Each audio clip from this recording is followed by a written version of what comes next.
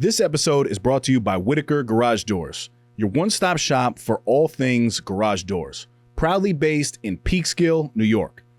Your home is a direct reflection of your personal style, and let's face it, your garage doors are the first thing people see when they pull up your driveway. Whether you're looking for the timeless charm of a classic carriage house door or the clean, sleek look of a basic wood finish, Whitaker Garage Doors offers traditional options for every taste and budget. I can personally vouch for their incredible service. When I had my own garage doors done, I was blown away by their timeliness, professionalism, and overall respect for their clients. Jonathan, Cassara, and their entire team are top-notch, and they really go the extra mile to ensure you're happy with the final result.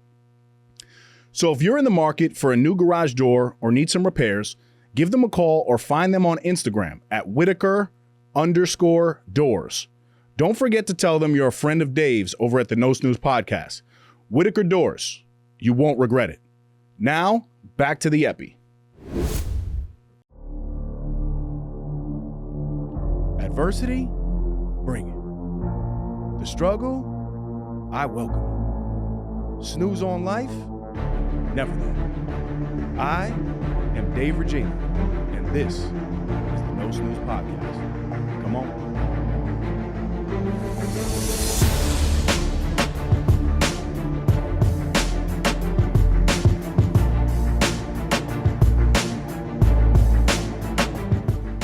Welcome back, No Snooze Podcast, episode 238. As always, I'm in the booth with my brother, Claudio the Voice, Valenzuela, and I am Dave, the Body, Reggina. We are sharing with you guys another episode of our interview series. I hope you guys enjoy it.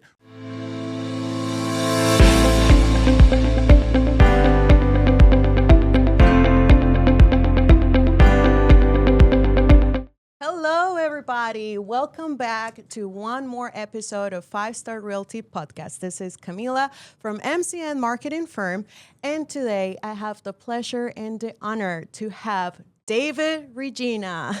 Hi, David. Thank you so much for making it all the way here. How you feeling? How was the ride? I am. I'm feeling great, and I just want to say thank you. Thank you to the entire team here for having me, for the hospitality. I know that we met at A to B Con, so it's a pleasure and a privilege to be here. And then also, I just want to remind everybody that it's very important to take a moment to just be grateful every single day, because 170,000 people did not wake up today. Oh, my God. But you and I did. The person that's listening did. And the fact that they're tuned into this podcast and they want to learn more about entrepreneurship and all the good things that you guys got going on is the most important step. So now that you're here, it's now our responsibility to make the best of it. So thank you so much for having me. Oh, my God. What a beautiful intro. What a beautiful welcome in, not just for the audience, but for everybody who is listening right now. David, so for those who don't know David yet, he is a God believer, a father of a beautiful daughter, a speaker, author, and a Crohn's survivor. Mm-hmm. Out of all those hats, right, what is the role that must resonate with you on your day-to-day? Yeah, I mean, if you were to ask me this question a long time ago, probably would have been really self-centered, just because I was at a different point in my life back then. But today, I'm all about service-based leadership, being of service. And first and foremost, thank you to God, right? I don't put my faith on anybody. But I believe in Jesus, right? And that's who I talk to first thing when I wake up in the morning. I sit with my Bible because I believe that's how I get personally closer to God, right? I ask for some guidance, some wisdom, some protection over all the relationships that are in my life. But if that relationship is good and I'm pouring into that relationship, then I'm able to show up for my girlfriend. I'm able to show up for my beautiful daughter, Callie. So yeah, I mean, I think the most important thing to me is being of service, because a life without service for me is very empty, right? And I lived the wrong way for a long time. And what I mean by that is I made a lot of bad decisions. I was drinking heavily in my 20s, and I'm 35 now. I'll be 36 depending on when this airs in the next, in the fall season here. And I got married young and divorced And also, I just want to let people know that if you are in that tough relationship or you are struggling in your life, just because that door closed does not mean that that same door can't open again. Because I hear a lot of people after they, split up or they have a heartbreak or this or that, it's like, I'm never dating It's again. over. Yeah. No, I worked on myself. I went to therapy for 7 years, Good for you. worked on my mental health, and now I'm in a beautiful, loving relationship with a queen who supports everything that I do. She's beautiful. I Thank got you. to Yes, see shout her. out to Catherine. So I just want to say that as well, because that's something I hear often, right? And just because you've made mistakes, it's okay, but you got to own those mistakes, and you can't keep making the same ones over and over again. So I think that answers the question. You mentioned God and you Mhm. mentioned faith, and I myself have gone through processes where, trying to have a relationship with God, worshiping, right? Being a woman of faith. I'm married, I have a husband, and Bible says women is the one that guides, the marriage Yep. is the guidance, and the man is the one, the provider, right?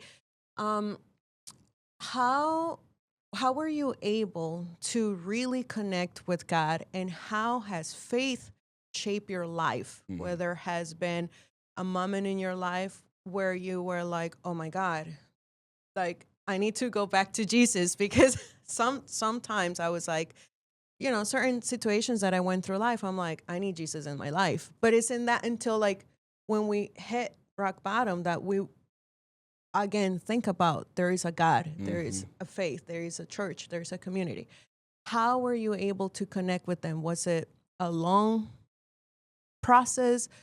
You always had it within your culture, your family? Tell us a little bit. Yeah, I wish I could say that it was always this way, but it absolutely was not. Mom was Jewish growing up, and my dad was Catholic.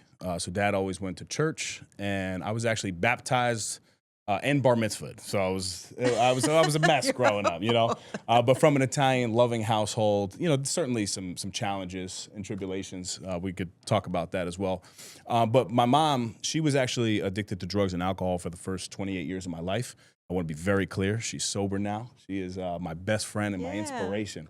But it was a very dark time, and she got to the point that she had lost her job and things really weren't going well. And somehow she was attempting to detox at my house. And the doctors out in Greenwich Hospital had given me Xanax at the time is what she was addicted to. So they, told me to give her one sugar pill and then one real pill. But every time I would give her the sugar pill, it's like she knew that was sugar. She was like, I need the real thing. I need the real thing, You're not going to fool me. Yeah, you're not going to fool me. So it was in the middle of the night. I believe it was November 30th, 2017 to be exact. And she was knocking on my door every 5 minutes. David, I need my pills. David, I need my pills. And then finally I kind of snapped because it was probably 2 or 3 in the morning, and I lost my patience with her. And I went into the room and I poured every pill that I can into my hand, and I told her to take them. And I said, unless a higher power can save you, there's nothing that I could do for you. So she started crying and she said, you want me to die? I said, no, I of course I don't want you to die, but I just want you to be happy, and this is just too much. So she took one pill. A woman who's been addicted for, 20, 30 years. She takes one pill and her eyes roll to the back of her head, and her head hit the headboard. And I thought that she just died in front of me. And it was weird because this strange, calm kind of came over me at that time, almost like something holy or some spiritual power was in the room. Energy. Yeah, energy. And, I looked at her and I could tell that she was breathing. So I don't know if I did the right thing, but I just went back to sleep. I went back to sleep. And 5 hours went by, which was the longest time frame that she was actually able to sleep. And she comes back 5 hours later, and she knocks on my door, and I look up and I see her. And she said, David, I'm ready to get sober. Oh. And in that moment, I knew that higher power was listening. And here's the craziest part about that. That higher power changed her life immediately because she went into a rehab. 30 days later, she came out, and she never touched a substance again to this day. Good. However, I did not. you would think at that moment, I kind of just shifted my whole life. And I didn't do that. But that was the first real spark of me knowing that there was this higher power.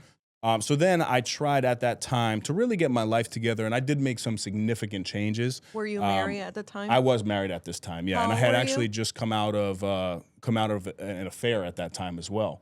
Okay. I got to a point where You were early 20s. I was early 20s. At this point, I was probably 26, and I found myself in an affair just because I was seeking temporary happiness, and this is a problem.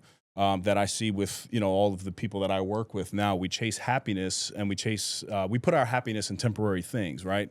Drinking, vices, gambling, pornography, late nights out, women, all the things, and that's why your happiness is temporary, because you're placing it in something that's very temporary.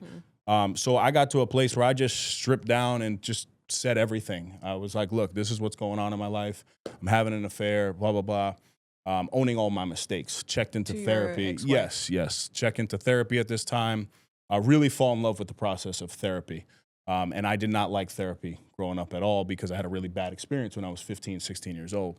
But then I was fully into it. I started making little changes, i.e. when I would go to the gym, instead of listening to rap music, I would put on something motivational. I would put on a podcast, listening to entrepreneurship, business, and stopped listening to the things that I was listening to because I found myself doing the things that I was listening to. And then along the way, I started listening to Joel Osteen, who is a Christian pastor. And, he's kind of corny, but for me, Everyone says that. Yeah, for me, the things that he was saying, he was able to tie like biblical knowledge and word to motivational speaking. So I just started working out to that. And, from there was a long process of, even till now, I'm still working on myself. But I would say 2017 is that time frame that really started to shift my life. But then after that, I ended up getting a divorce, and there were so many other things that went wrong in my life at the time. Kinda like a roller coaster. But that's life, right? You can't just get to a place to where, oh my God, it's just all sunshine and rainbows. Because if it is, you might be in heaven at that time. So, I would worry about it if life was just perfect all the time. It would be boring too. But what I've noticed is my prayer, right? And people pray, and I pray every single day. But a common misconception in prayer, a lot of us, we go to God, you go to your higher power, and you sit with it, and you say, God, bless me in abundance, keep me healthy, keep me safe, keep me protected. I want to reach my financial goals. I want to do ABC. And God, I believe, says, okay, but I'm not going to just put you there. I'm going to put you through the things that need to be done to get you there. To get you there, yeah. But that's when, like you were talking about, that's where a lot of people feel like, oh my God, are you even listening to me? But the fact is, he's just telling you that you're not prepared yet. So you need to go through these trials and tribulations to get clear on your own life. And that's what happened to me. So it's been a process of some years. Hopefully that makes sense. I'm getting the chills because this is a very touchy topic, especially being Catholic too. But like you said, you had two different religions, right? Yes. And you were pulled differently. And I always been like, why do we get baptized when we have no conscience, right? And our parents choose with religion we have to go with, right? And it's not until we grow up and that we go through experiences, whether they're bad or good, that we kind of believe there is a God, okay, religion, okay, church. But it's very interesting because you don't see many people, and I said like you, because you have done the work and you are where you are right now, and you openly talk about this, right? Yes. So here I have a very successful man that I admire a lot ever since I heard you with the story with the mom and how you are a father. Now, talking about being a father of a beautiful daughter, only child. Yes. Yeah. She's When you became a father, what age? I was 30. 30. Yeah. Okay. I'm 30. Okay. So you think it's a good age, right? But you don't know anything, right? Yeah. You don't know anything about anything. Any lesson, any one very memorable lesson your daughter have given you? So many. Every day is a lesson. But I think you learn a lot about yourself. right? Mm. As a parent. And what I've noticed, and from the beginning, I was a little vulnerable with my daughter. I was at a vulnerable time in my life because me and her mother split when she was about 1.5 years old. And something that I constantly hear from parents is like, oh, I'll wait when my child goes to sleep to then clean the house, to then do all the chores and Mm. the responsibilities. I was so tired in my life because I was just learning how to pretty much have my daughter. I was in a co-parenting situation. So I had her by myself 50% of the time. So 3 and 4 nights a week, she would be with me. I didn't know how to wash her private parts properly. I didn't know how to brush her hair to make it, as nice as it was for mom. I didn't know all the things. So I really just learned with her. And I think parents, we put a lot of pressure on ourselves to be perfect. Mm. Whereas your child doesn't really want you to be perfect. Your child just wants you to be present, right? So presence is the most important thing. And then with presence, there's 2 forms of presence. You could be presence and patient, or present and impatient. So Mm. now I really try to be present and patient because children will test you, and they'll frustrate you. But I do believe that, children are gifts from God. And God placed this little individual in your arms to now be influenced by you, right? So your everyday actions and the way that you move through life become their habits, their routines. And now my 5-year-old, she does the dishes with me. She wakes up and we make the bed because it's healthy habits. She cooks with me. She does everything. But, I was not perfect at all along the way, and I still lose my patience. But I would say those are the most, important lessons, I think, that I Beautiful. learned from parenting. Have she changed the way you lead now? Oh, yeah. Oh, yeah. How that relationship has shaped your leadership? That's a great question, and something I don't actually talk about all the time. But I am very routined and regimented in my life. And I used to struggle a lot if my routine would get thrown off. Mhm. And now what my daughter has taught me is that there's ways to pivot, and you can't be just structured all the time. So my leadership has shifted in a way of like, I don't have to live a militant lifestyle and work out at 5 a.m. every single morning, because if my daughter is sick and she's throwing up at 2 in the morning, it's probably better for me to work out at 6:30, 7 o'clock. Mhm. So I think she's given me the ability to feel as though, you know what, I can go off of my routine a little bit and still get my essentials done. And then also I used to have a real big addiction to working out in a bad way. Like if I missed a day of working out, I felt like my life was over. So Callie has really taught me that like there's much more important things and priorities that need to be done prior to just setting a schedule and sticking to it. Switch it up, buddy. Work You it know? out. Yeah, exactly. Yeah. And a lot of people have the reverse, right? Like they're Mhm. not structured and they want structure. Mhm. But here I am. I'm probably the most disciplined and consistent person that you'll ever meet. And then I needed to adapt and be able to adopt a lifestyle of like just being okay with a difference in flow. Changes. Yeah. I have heard a lot of other friends saying, I had a crazy life and my kid comes and put me on a schedule and Mhm. now I have a structure. Now Yep. I'm organized. Right. So hearing the Yep. the Yep. difference, Absolutely. Yeah. it's actually funny. Now that we talk about leadership, Mhm. I would like to say congratulations on your new book, your first book, Yes. right? Yes. Thank you so It's much. called 30 Lessons to Lead. Mhm. It just released. Yep. Tell me how you thought about writing this book, why, what motivated you. Mhm. Tell us a little bit about Yeah, your book. no, thank you so much. So it's not something I really ever planned to do, to be honest. I period. I just didn't. But I wanted to get closer, and it all comes back to God for me. I wanted to get closer spiritually.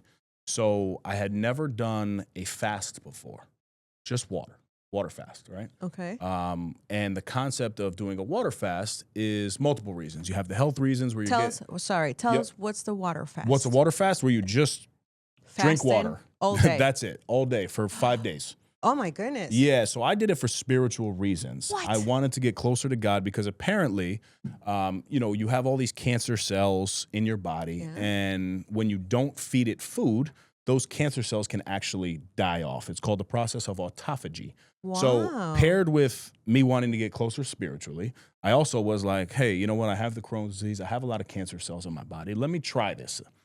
And before I did it, I had wrote this prayer out, and I just said, listen, God, I want to hear you. And, I feel like food is distracting, and I want to challenge myself. I challenge myself physically, but it's not enough. I need to challenge myself mentally. I need to do something a little bit different. So for a period of probably 2 to 3 months, my girlfriend fasts. She's done like a 7-day. She's like an elite fasting. Wow. Yeah. It's unbelievable. It's possible. Oh, it's possible. Yeah. So I was toying with this idea for a while, and I said, you know what? I'm in. So on day 1 of my water fast, I was sitting in the sauna. And I don't advise it. Like, I don't advise, go work it. Don't go work out crazy and sit in the sauna. This is not a health podcast here, all right? But this is just what I did, so don't take this advice. Yeah. But I worked out, and I'm sitting in the sauna, and I'm doing my meditation, which I do daily. And I saw myself speaking on a big stage. And this is in the meditation. And I'm visualizing, and, I'm stepping on stage, and I'm speaking to the crowd, and I'm looking at the crowd and making eye contact, and they're shaking their heads, and, they're into the message. And then in the meditation, I saw a screen behind me, and a QR code popped up, and it just said leadership on it. And I didn't really know what it was. And then I stayed in the meditation, and I saw all these people taking their phones out, scanning this QR code.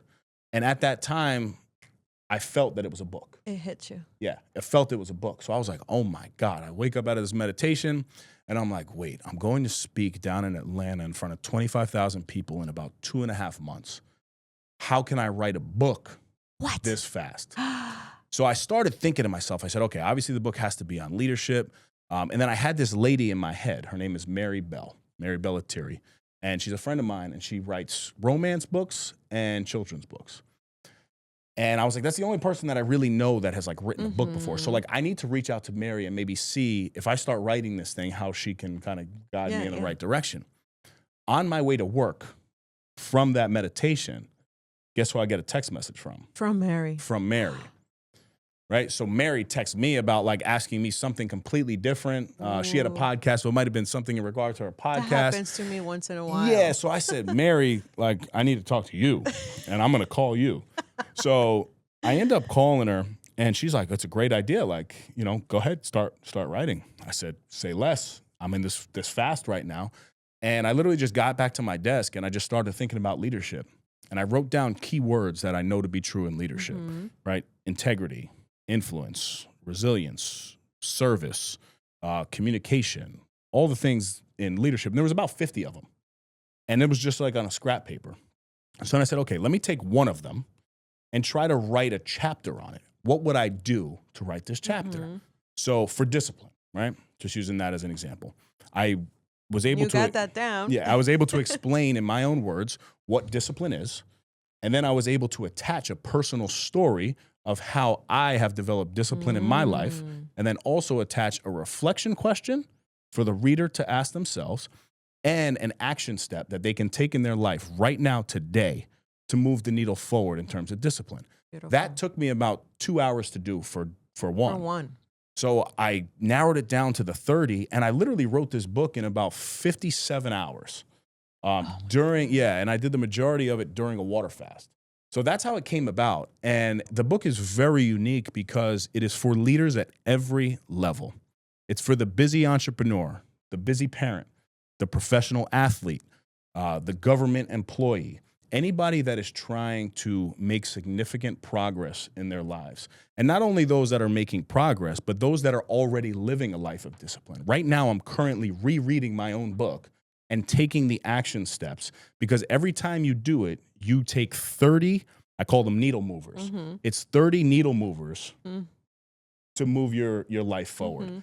I'll never say that any book is transformational besides the Bible, right? Yeah. Because the Bible has transformed my life. But if you take the action steps and the reflective questions that are in this book, you will absolutely make significant progress in your own life, no matter where you are. And that's a guarantee. Or you can just read it, take it as information, and put it on the bookshelf. That's up to you. But I've created something that I still, to this day, am able to move forward in my life. And that you read it. Oh, you yeah. read your own book. Well, you have to. Yes. Over and over, because there is so much you work on that there are things that are left behind, and you can kind of like, here's a reminder. You see people how being connected and spiritually with God, or the God you believe in, right? Because there's multiple cultures that believe in different gods, can have mental clarity, right? Yep. It could be the fasting too. It could be like, your body going through this detox that constantly we get ideas and we think it's a crazy idea, or it's God gives us those ideas, and it's up to us to go and act on it like he did. He had it in his meditation, and he went and started reaching out to the people. Your energy attracted the right person to help you out, and here is the book. For the past 5 years, I've trusted Kai Vision Studio with my podcast. And every time, Claudio delivers an exceptional experience. The setup here is flawless. Professional lighting, crystal clear audio, and a custom set that makes every episode look elite. As someone who speaks on leadership, I know how important it is to show up with clarity and confidence. This studio allows me to do just that. The quality here isn't just about the equipment, it's about the environment. Claudio has created a space where I can focus on my message, knowing the production will be sharp, engaging, and professional. In a world flooded with content, standing out matters. And having a studio like this gives me the edge to produce videos and podcasts that truly connect with my audience. If you're serious about creating high-quality content, I can't recommend Kai Visions enough. Claudio makes you feel at home, yet delivers at the highest level. 5 years in, I'm not going anywhere else.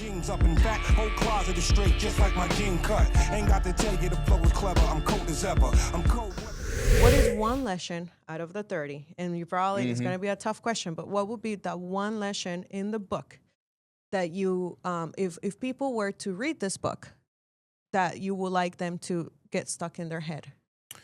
They're all really good. And I'm not just saying that because I threw out probably another 30 of them. So the 30 are the main ones. Maybe you could do no, that's fine. I'll give you a couple. Huh? I'll give you a couple. I think the word service is so important. So service-based leadership. Yeah, that's a chapter in the book that's very significant, because a lot of us, we believe in just leading ourselves, right? And the focus is obviously always on the mirror because you have to take accountability first.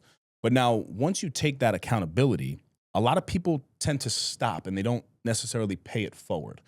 So I truly believe that when you show up for other people, you are beginning to attract all of these other things in your life. So I think the importance of being of service to others and finding tangible ways to be a leader for them is very important and significant. And then also, I mean, I love...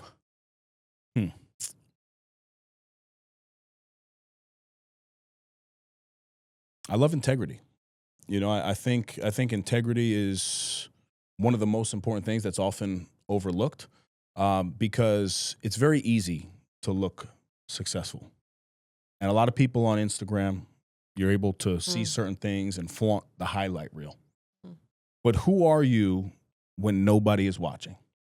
What are the things that you're doing in your life when it's just you?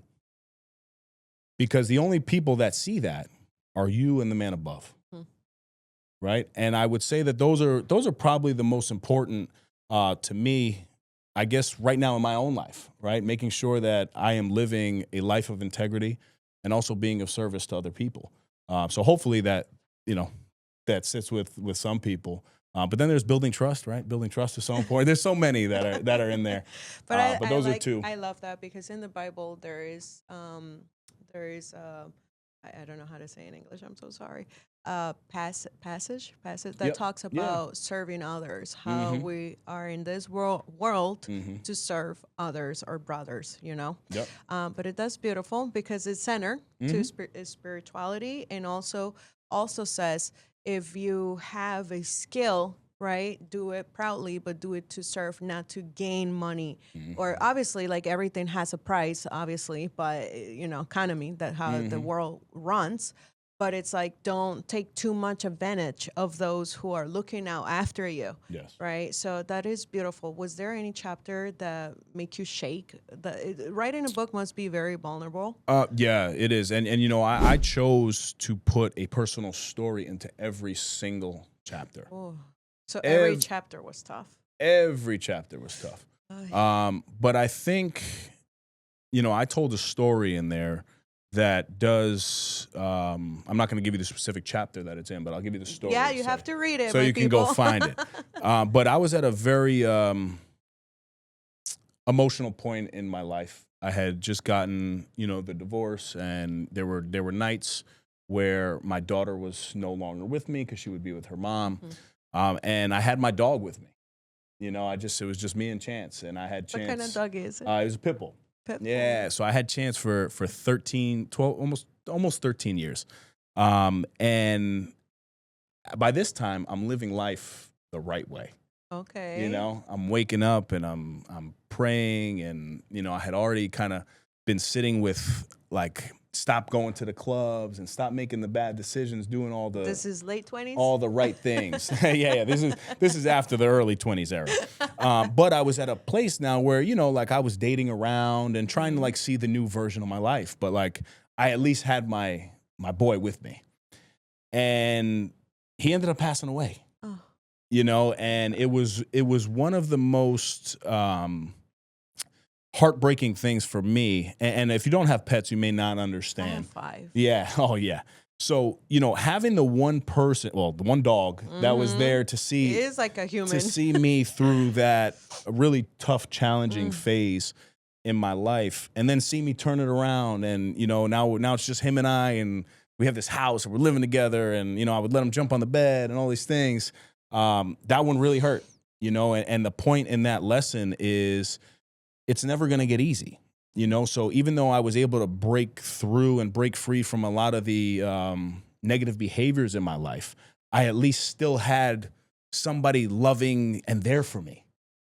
But then he was taken from me. So then so many nights after that, I didn't mean to make you emotional. No, that's okay. But so many nights after that, I would just hear his paws on the wood floor.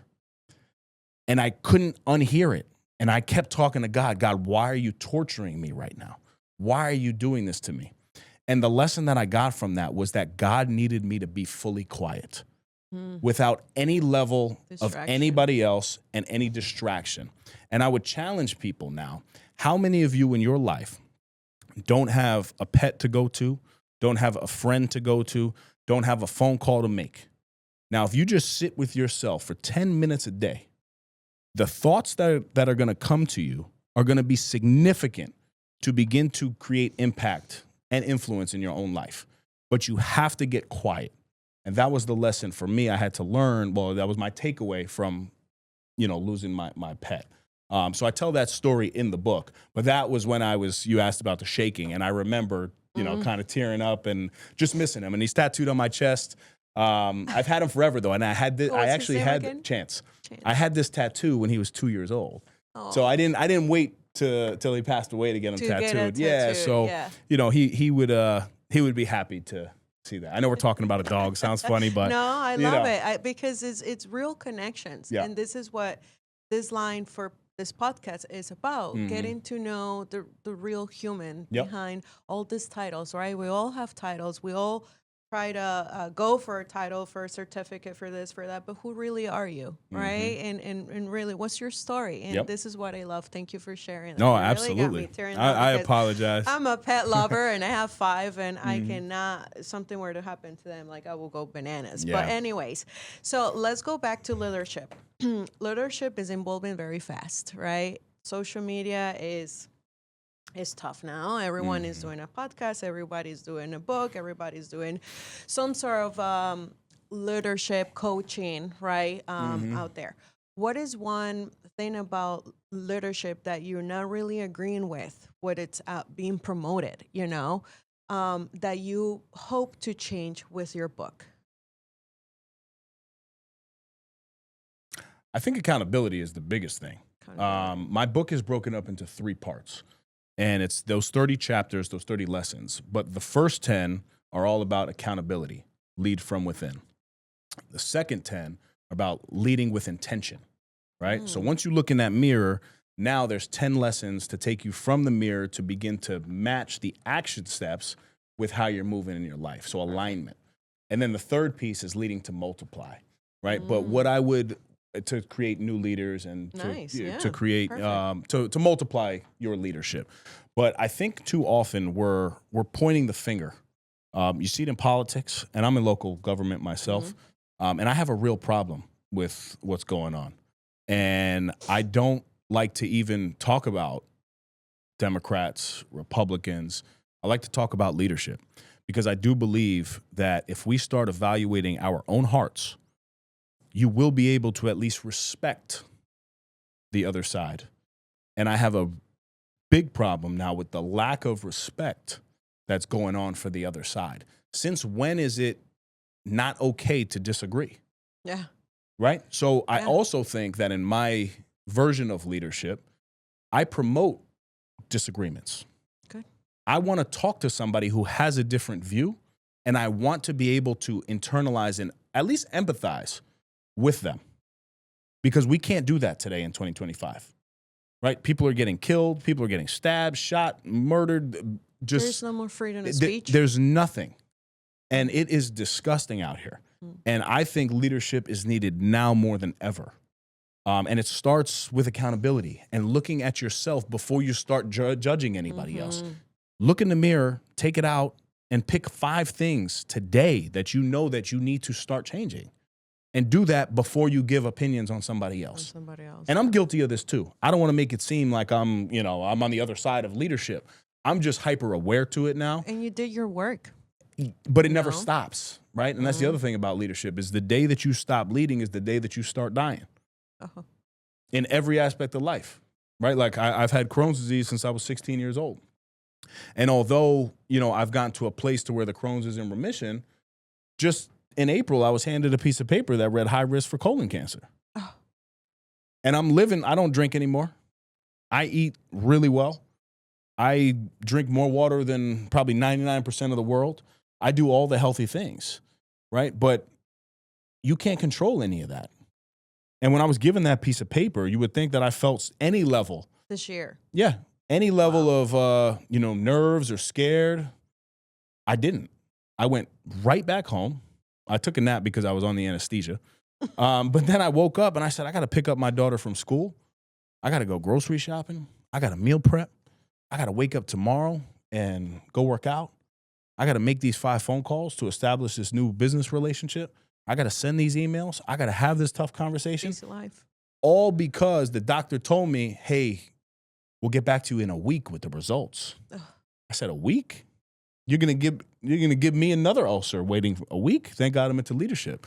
So when those tough times come, right, you have to have the ability to keep moving forward. And that's, I think, my strongest message these days is because I live that and I own that. And I know that I can't control tomorrow, but I can control this conversation right now. I could be here with you right now, even though I got 58 other things going on. You chose to be here, to show up with a level of intention, to have a clear, honest conversation here, to help bring value to people. You got so much going on in your life right now. And congratulations, by the way. It's a boy. Hey, it's a boy. You got David Reggina here, just so you know. He's listening to all the good stuff here. He's starting his leadership journey early. What a blessing. God bless. But yeah, everybody has, so much going on. Crohn's disease. Tell me a little bit, what's Crohn's disease for those that are not familiar? So internally, you have about 28, I don't know, whether it's 26, 28, 30 feet of intestines inside of us. You have your large intestine, your small intestine, your esophagus, your colon. So Crohn's disease, you develop these white ulcers in the tract of your intestines. And now anytime food hits those ulcers, it's like an irritation. And seeds can get in there, food can get in there, and it causes like a really just bad pain. So for context, I used to weigh, I'm 240 pounds now.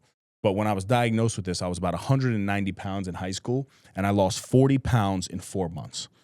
Yeah. And it was ugly. You know, you're throwing up all day. You got diarrhea That all came day. when you were 16. 16, yeah. And I've battled that my entire life. I'm still on medication. I'll be on the medication forever. But I live in what's called remission. Just like cancer, you have remission. So I'm in remission. The only thing about Crohn's is that it is chronic, meaning it's forever, right? Which is a little bit It's different. not accurate, right? A little different from irritable bowel syndrome, which a lot of people hear IBS, and gut inflammation and, you know, all those other issues. Crohn's is, you don't want Crohn's. You know, you don't want it. Heard of it, but not also, really in detail. I'll take Crohn's over a lot of other things that are going on in the world right now. And for whatever reason, this is my, you know, my journey. So, having Crohn's, did that affective, because you had mentioned you were heavily drinking before, right? And knowing that you had Crohn's, knowing that at 16, you still drank, you still party. How were you able to pivot that after? Or was there a time that you ended up at the ER and you were like, Jesus, I need to stop drinking? Or or was it the story with your mom?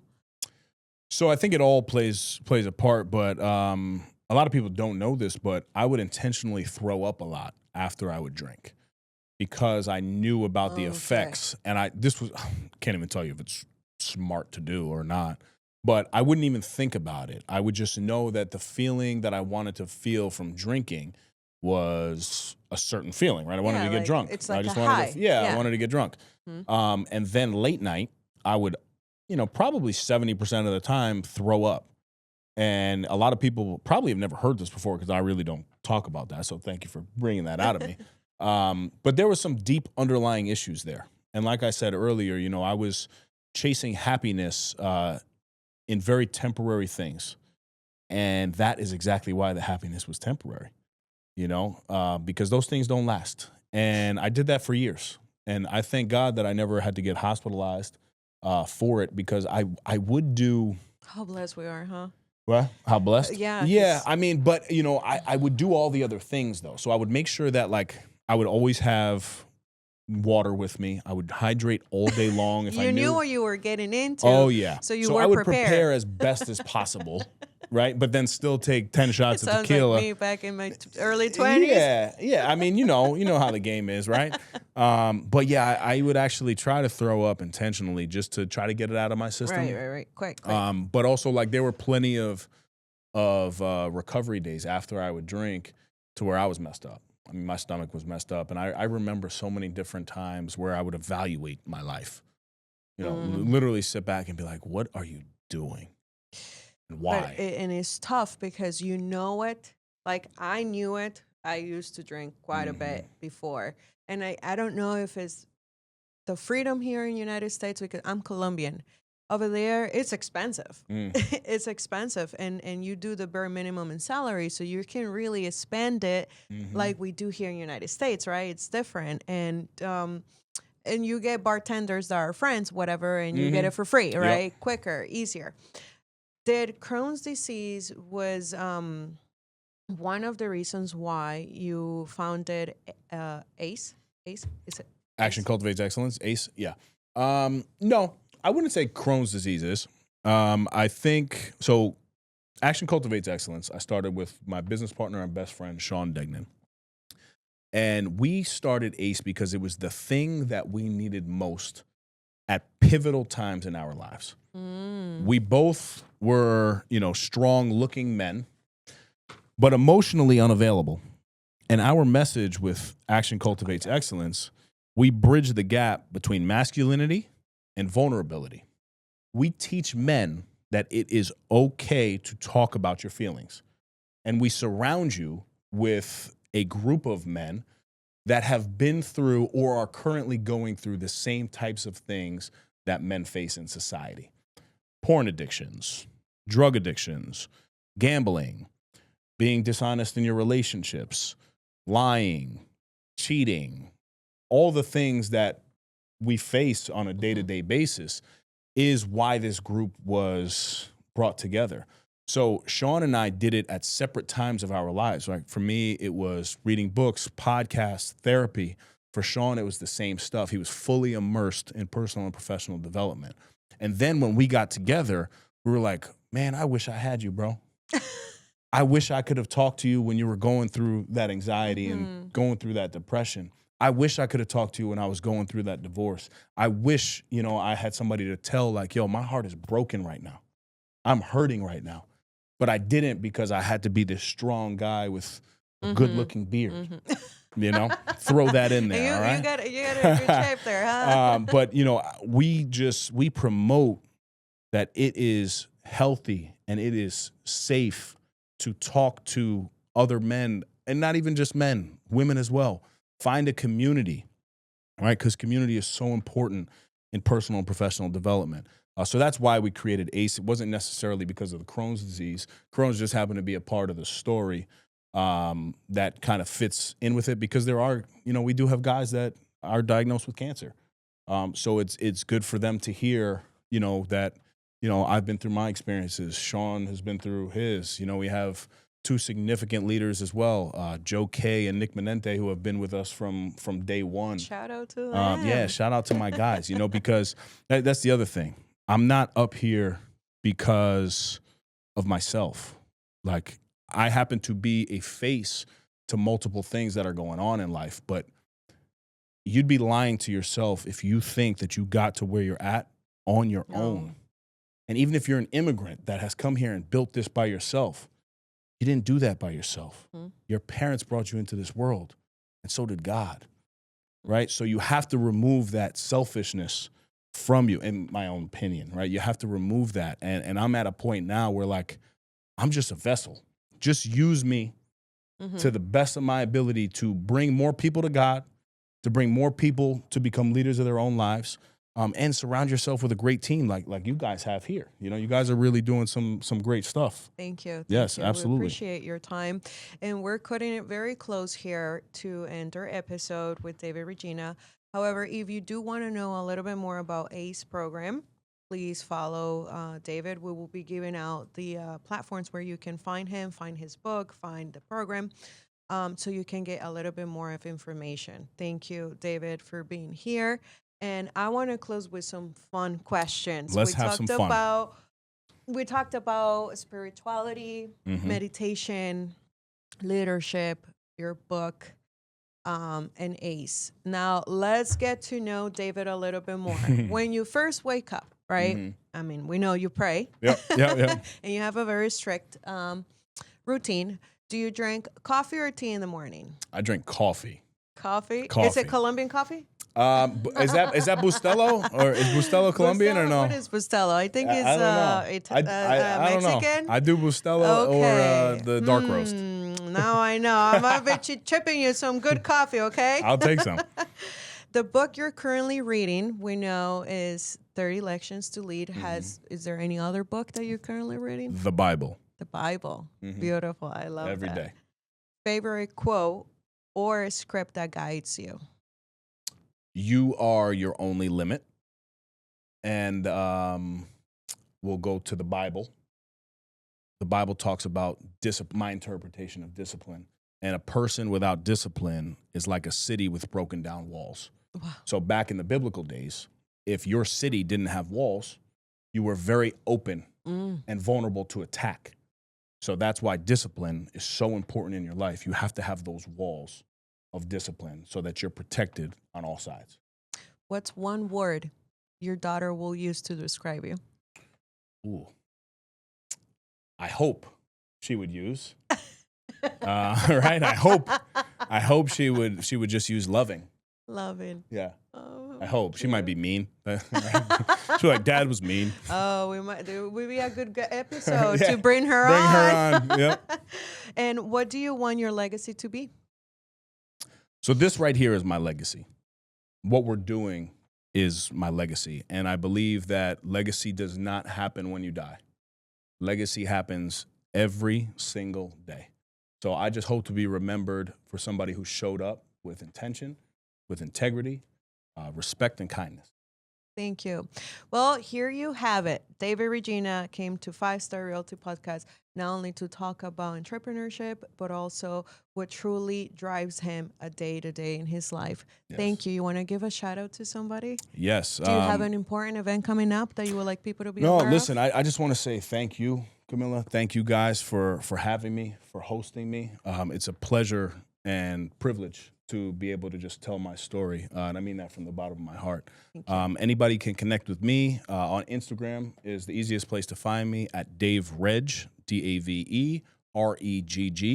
And you can check out my website, DaveRegina.com, and you can grab a copy of the book that we've been talking about. How many we have? 30 Lessons to Lead. How many did you How many ago? copies? You guys ordered 25. So we got 25. Yeah. So here's the deal, people. If you come to this podcast, we're going to be giving you a copy at no cost. We'll sign it. And he's going to sign it. What a gift, huh? We're going to be giving you a copy for those 20 next episodes. Entrepreneurs are coming here, so you learn how to lead with integrity.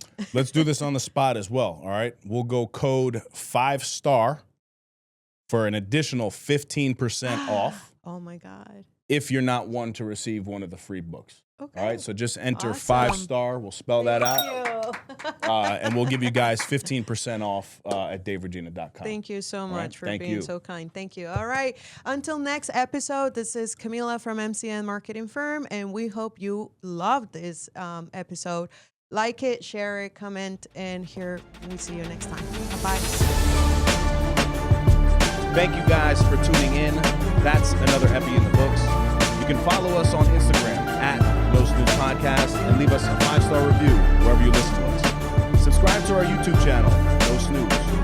Shop the latest merch at NoSnoozeShop.com. Come on.